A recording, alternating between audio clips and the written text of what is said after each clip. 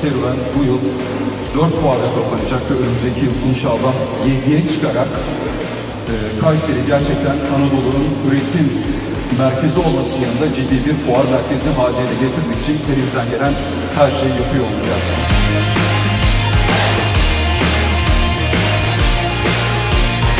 Verdiği sözleri tuttuğu için şu ana kadarki fuarlarda ne dediyse yaptığı için Nobel Expo Yönetim Kurulu Başkanı'na Erhan Bey'e, Murat Bey'e teşekkür ediyorum, tebrik ediyorum. Ya Allah, Bismillah.